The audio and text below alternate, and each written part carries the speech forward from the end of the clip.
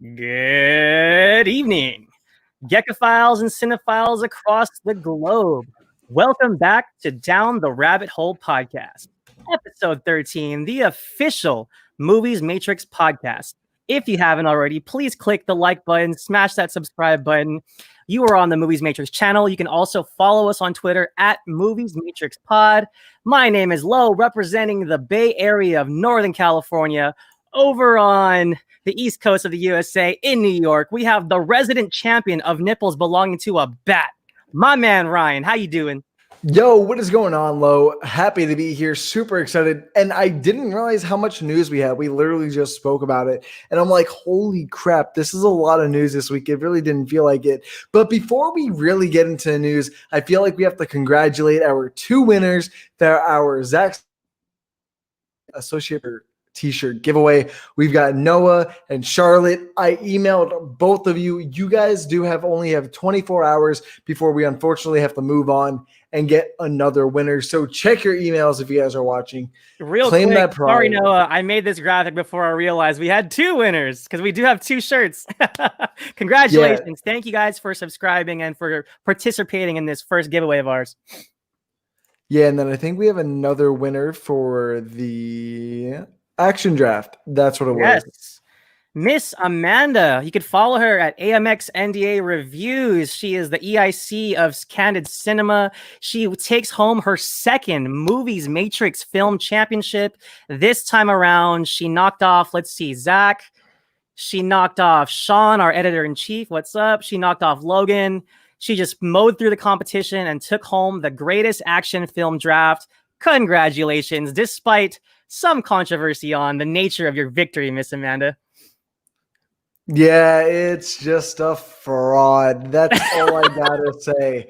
But you know what else is a fraud? There's another thing that is fraudulent here, and that is Wonder Woman 1984. I can literally make an entire solo podcast on this film, and I wouldn't even get tired, but thank the Lords of Warner Brothers finally pulled the trigger and said, you guys know what? Wonder Woman 1984 is finally coming to HBO Max and theaters on the same day, December 25th, Christmas Day of 2020. But there's a catch to this.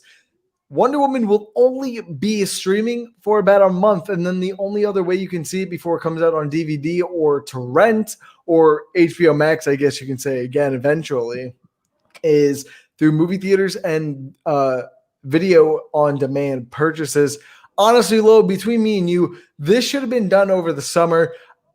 This movie, apparently Warner Brothers also said that if they pushed it back again, they were afraid this movie would get stale.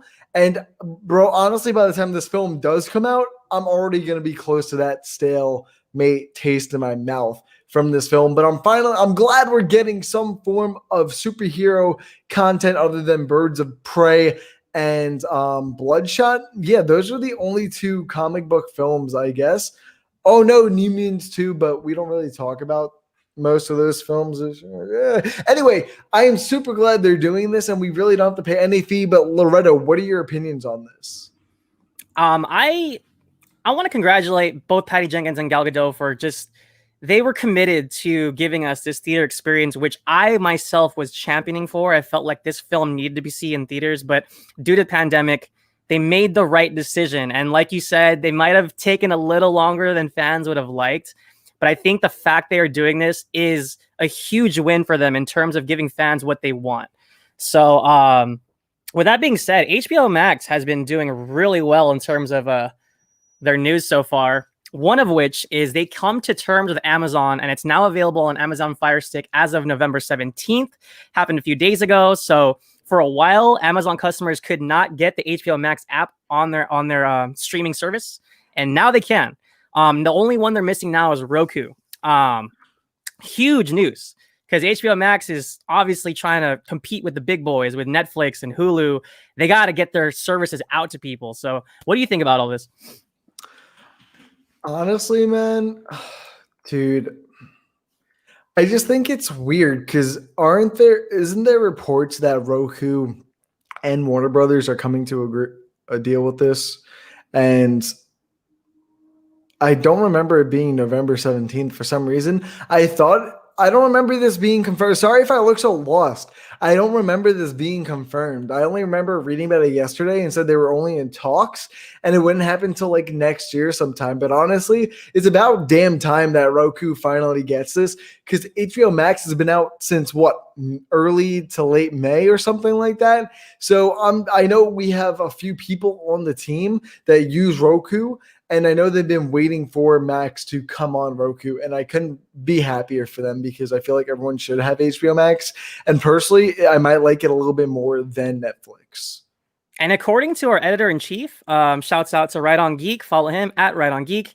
He was saying that Roku has like a 65% market share.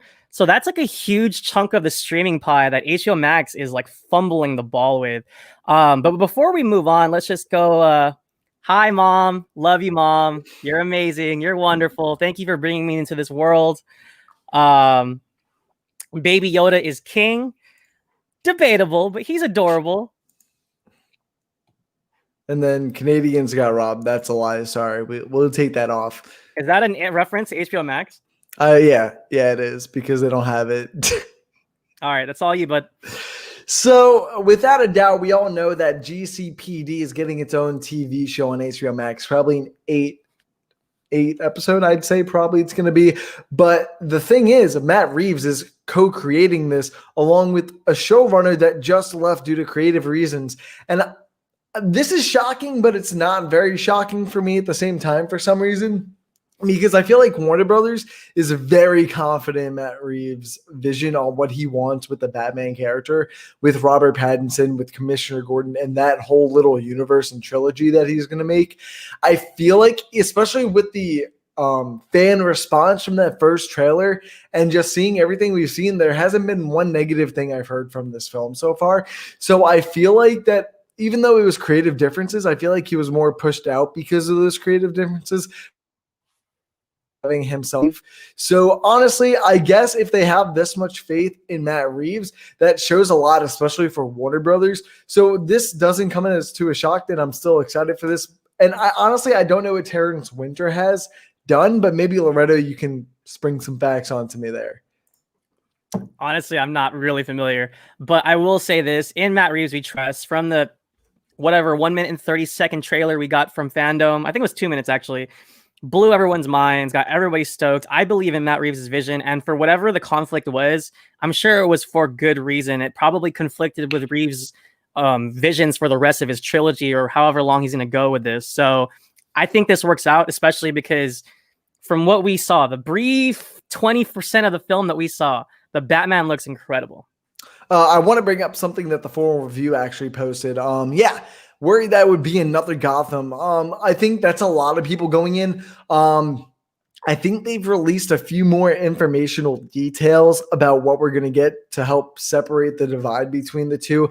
I don't remember what they are, but I remember thinking like, wow, okay, this might not be another Gotham with GCPD. But without a doubt, Netflix has been on a hot streak recently with being in the news between controversial movies coming out with cuties and these big directors just coming over to them and making these films and having these big picture deals with like 7 figures and stuff like that. And honestly, it's just crazy to see so many of these big directors going to Netflix because I don't mean to go on a tangent about what's going on, but anyway, I'm not going to go off on that. But Judd Apatow, I love him. I love The King of Staten Island. I thought it was a great film. Not top 10, but I actually loved the film.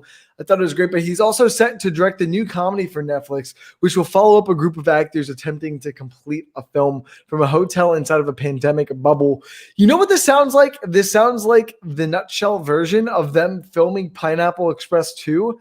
And This Is the End. That's exactly what this sounds like. And I'm pretty sure Judd Apatow directed This Is the End, or Seth Rogen wrote it. I don't know, but they were involved. And I can't wait for this. I love Judd Apatow. He's such a great writer, director.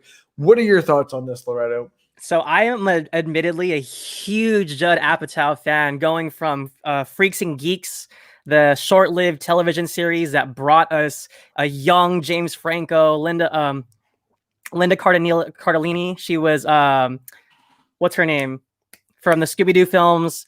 Seth Rogen obviously came from Freaks and Geeks, and then going to like 40-year-old virgin, Knocked Up. Apatow literally has his own film universe, and there's all these different actors that sprinkle in and out of these films, like Paul Rudd, Jason Segel, obviously Seth Rogen and James Franco. So it's just so much fun. I think this is going to be like This Is the End level of epic cast and epic hilarity.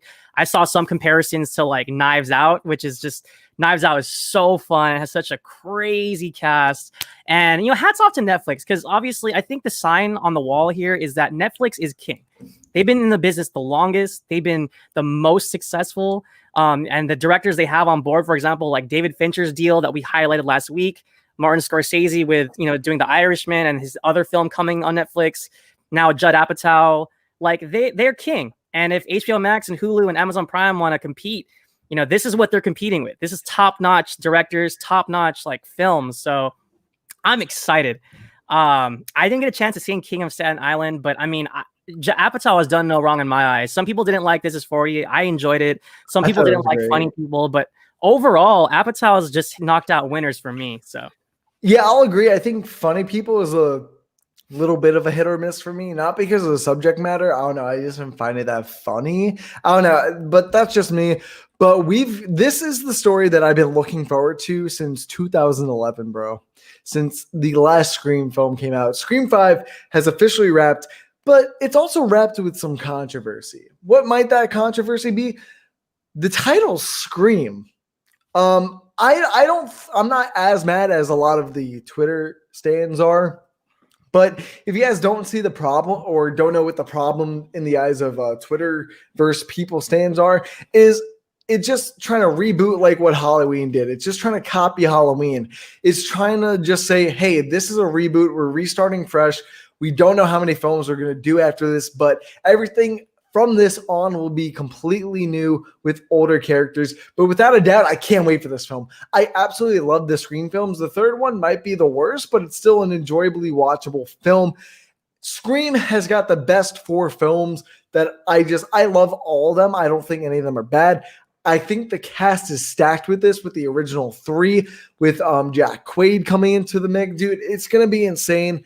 I can't wait to see it. Hopefully this still comes out in January 2022. Still on the chopping block with that. But what about you, Lo? What are your opinions on this? All right, real quick, shameless plug. Check out my piece, my very first Remember Wednesday piece on moviesmatrix.com. I wrote all about how Scream started a slasher revolution. If it wasn't for Scream, we never would have gotten like I Know You Did Last Summer and Valentine's Day and Urban Legend. It all started because of Scream, the meta horror masterpiece from Kevin Williamson and Wes Craven. R.I.P. Wes Craven, one of my favorite directors of all time. You're right, Rye. This is like a copy. Like, this is Hollywood. This is Hollywood. Hollywood is a copycat game. I mean, if you look at like, for every Armageddon, there's a Deep Impact. For every volcano, there's a Dante's Peak. There's just always some sort of trend. And even like Apatow's universe was like trying to get replicated at some front. You know, like She's Out of My League with what's his name, Jay Baruchel. That film does not get made without the Apatow like popularity or like all the films Michael Cera did after Superbad. So, long story short, I think you're right. They're just jumping on the bandwagon here. Texas Chainsaw Massacre, their reboot/remake is also following that chain of ignoring all the sequels and being a direct follow-up to the original Texas Chainsaw. It's Halloween 2018. That's setting the standard for horror right now. And I would be kind of concerned if not for the directors of this, who forgive me, I don't remember their names, but they did Ready or Not. And you know, the cast is fully on board. So I'm hesitant because I just don't want them to ruin a good thing because I love the franchise as much as you do, Rye. But I also hope that they don't just bite off more than they can chew. I agree on that, but I don't know if you saw this anywhere. The original cast made sure that it lived up to the legacy of Wes Craven before they took the roles. And they took the roles, they completed filming. So I'm going to leave my trust in them. Before we press on, let's hit a couple more comments here. Thank you, everybody, for watching. Apatow can do no wrong. I love the whole clan. So excited for this. It's going to be awesome. This is the end. Didn't involve Apatow. One of the few, though. Bro, it feels like Apatow, though. I gotta say, it feels like Apatow. It literally had everybody from Apatow movies. Lo, hold me back, bro. Scream is meh. No, stop. Get out of here. You don't know what you're talking about. There's no The Dark Knight without Heat. I agree. Okay. You know what? All You're right. angering me. What meets dumb fuck? Coming to America will release March 5, 2021, exclusively for Amazon Prime. I am such a big Eddie Murphy fan. Coming to America is my favorite Eddie Murphy film. If you haven't seen it, please do. It's wonderful. Eddie Murphy plays numerous roles. He plays a sexual chocolate character. He plays a Jewish white man in this film. What is that, Velvet? It's just so much fun. Arsenio Hall, as you can see, he's dons the old makeup once again. Tracy Morgan's in it. Leslie Jones. One thing about Eddie Murphy is he always highlights younger and like up and coming talent. I am so excited for this. I know. Have you had a chance to see it yet, Ray? Nah. Hey, it's all good. You gotta watch it when you get a chance. It is a classic. It also shows a quick cameo from Samuel Jackson. The great James Earl Jones plays the King of Zamunda, who is Eddie Murphy's father in the film. It's just so much fun. I have to say, wasn't this supposed to come out like this month or something, or next month? I'm pretty sure. Well, I think they're shooting for end of 2020, but I guess this is the official date now. I think they're just trying to like roll with the trend of the delays and just try to find a right spot to release it. I feel like I'm bugging on that, but without a doubt, let's just move on to the next one since I can't really talk on this subject. Chaos Walking finally has its first trailer. Now, this film has been another production hell project. This has been in production for a few years now. That's why they all look very young. I think this started production pre the last on that, but I think it is. It's based off a book novel. The plot still kind of confuses me.